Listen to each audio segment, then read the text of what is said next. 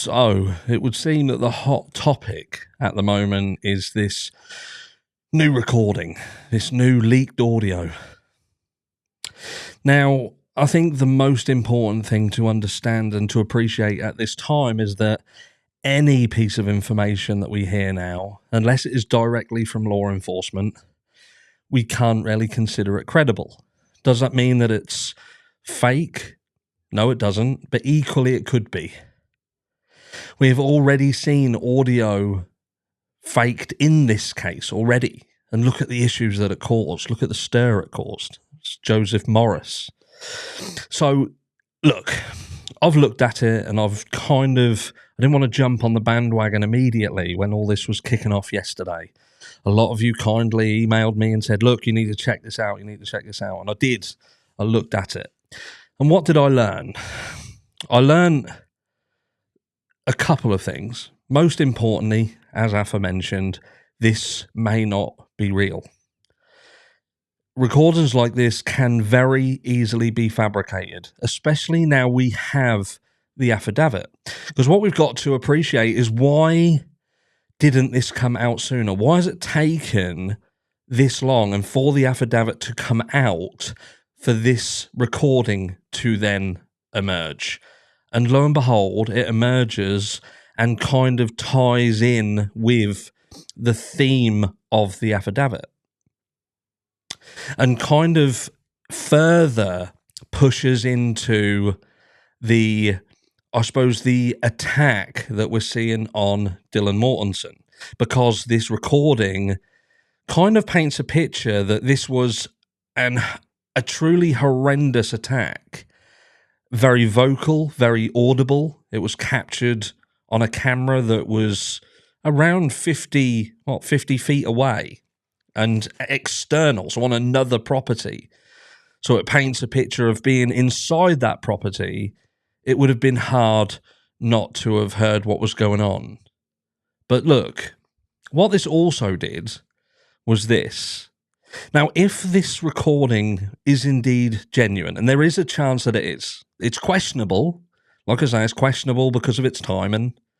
It's questionable because it's almost waited for information to come out and it's tied nicely into it, like I've just said.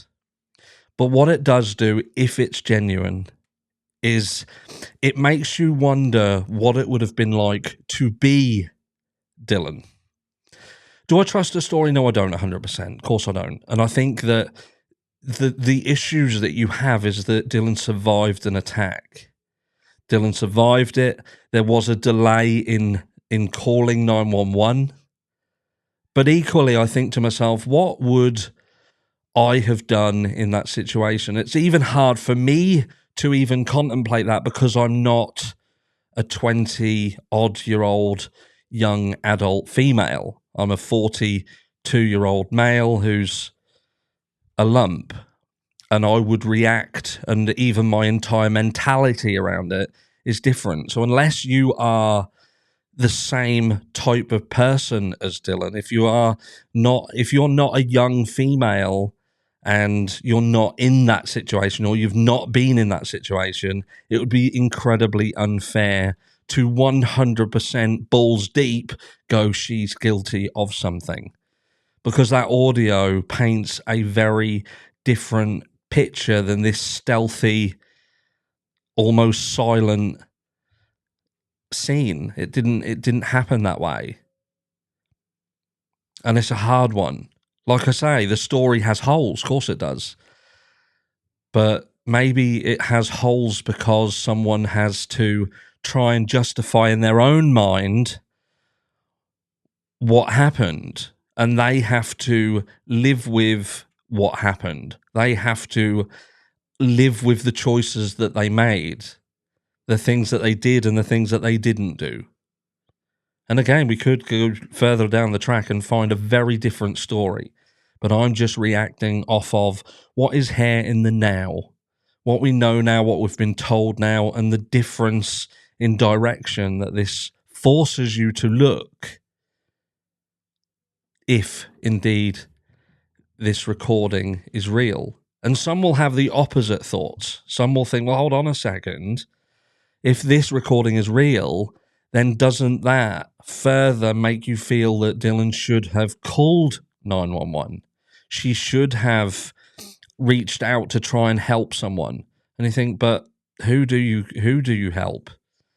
What could you have done in that scenario with this chaos going on?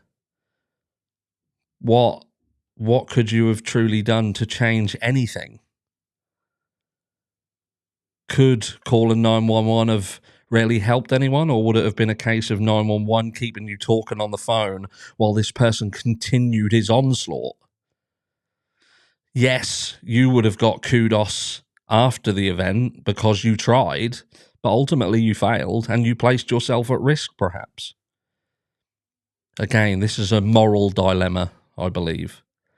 And we have to decide whether we find it morally acceptable to crucify someone for their actions in this situation, or we think to ourselves, at the end of the day, what happened, and now this is about getting justice for those that were killed, and finding the person who was responsible directly for their deaths. There is more questions now, and I'm going to split this video in two halves because all of the information from the affidavit and the timelines and the things that we've sort of learned, they do raise one big question now.